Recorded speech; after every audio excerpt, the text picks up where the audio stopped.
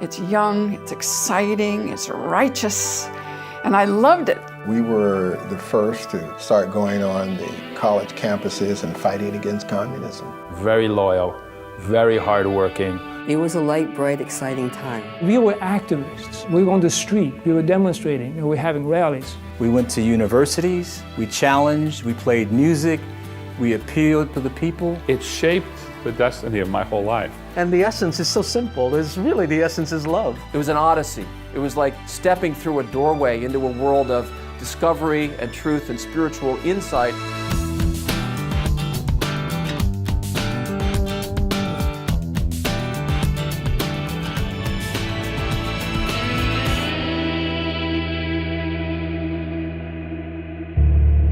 CARP started in Korea in the early 1960s, and at the time, students and even high school students were the majority of members of our movement. In those first 10 years, the focus of CARP really was the focus of the church.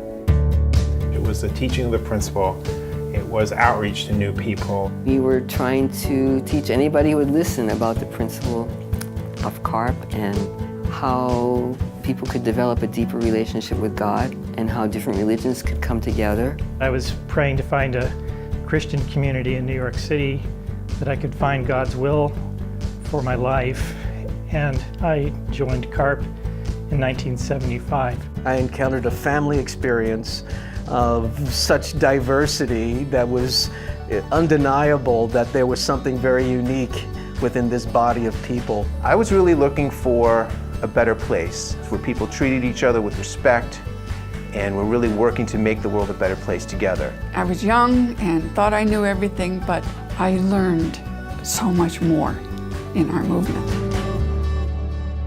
In the early part of the 1980s, the focus of CARP was formed by the battle against communism.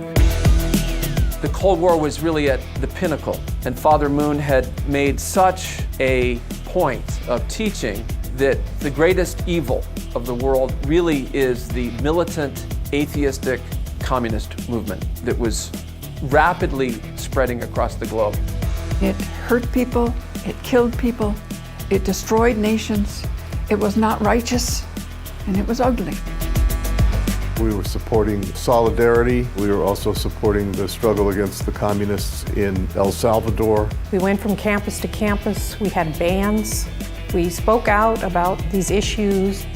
I had almost daily shouting matches. And I remember one particular rally which was very impactful to me. We had people who had fled communist countries talk about their experience, because a lot of this thing is very theoretical to young people in America, especially at that time. Tiger Park organized rallies in Germany where 50 or 100 CARP members would confront 50,000 leftist students. That day, Tiger Park said, wear clean underwear, because if you go to the hospital or go to the spirit world, you need to have on fresh underwear. We were given slogans, to yell out to oppose everything that was going on there. We were beat, kicked, stoned, stomped, and Tiger Park just led fearlessly. He was in the midst of that battle with us, and he was winning my heart. There were so many violent groups there. It was very frightening kind of a situation because they began to surround us. And I said, somebody is going to die. These groups got together, said, now we see what these Mooney's strategy is. They want us to hurt them. Then they get all the publicity in the news. On that level, we had already accomplished part of our mission because we had disrupted them bitterly. They were focused on us. Then the crowd began to open up and allow us to walk out of there. It was a miracle of God. Tiger Park passed away in 1982. He loved us so deeply and so real. We knew he didn't just have to lead us. His heart was involved. I love Tiger Park because he was one with Father's mind and with Father's heart. And he taught us to be successful, you have to be light, bright, and exciting. After Tiger Park passed away, then Dr. Sook came, and that brought CARP to a whole new level. At that time, in the 80s, communism was huge. on campuses. So 6 months in, Dr. Suk mounted a tour which he called Unificationism and Martial Arts. He had a speech that really attacked communism. All the leftists would come out and shout us down or threaten us and all that. But he lined us all up in front of him in uniform. And he could say anything he wanted because no one would try to break that line. At the end of my time in CARP, we had the CARP convention, and I came to New York to help organize that. We had a sports festival. Zachary Oliver brought the Third World, kind of an up-and-coming reggae band. Yojinim spoke, and we filled up Jacob Javits Center. Powerful time for us. In August of 1987, we had a CARP convention in Berlin. There was a rally that was staged to tear down the wall. Yojinim Moon, Reverend Moon's oldest son, was leading CARP, and he went to the Berlin Wall and prayed at the wall and cried for a nation divided. He really manifested the passion and the heart of change. And it doesn't surprise me that some years later that the wall did come down. After the fall of the Soviet Union, Dr. Suk was assigned to Russia and established the International Educational Foundation.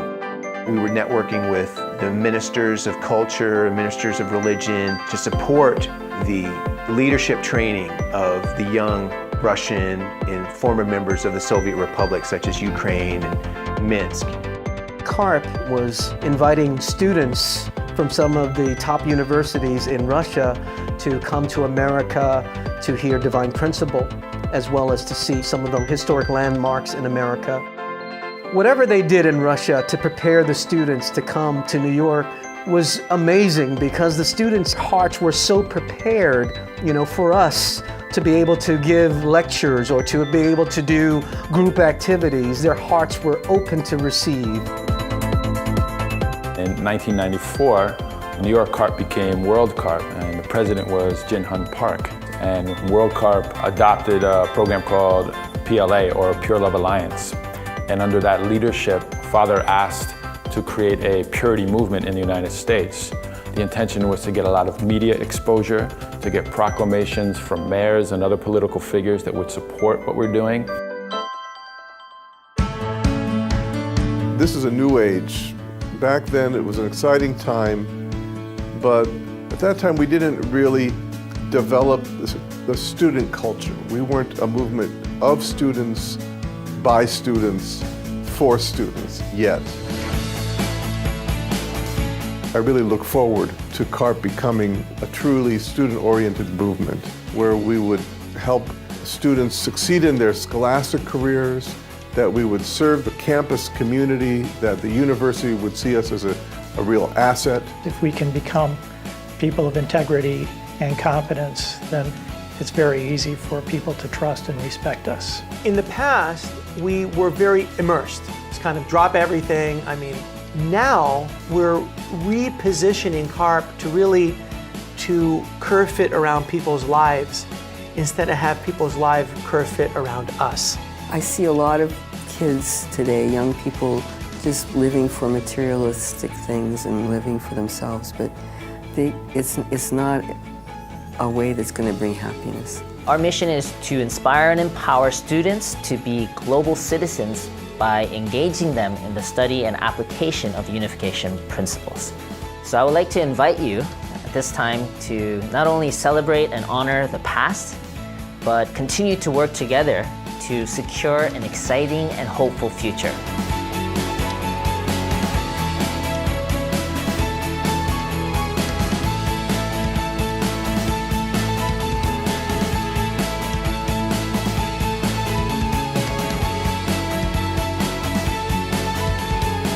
They say, once in CARP, always CARP. CARP for life.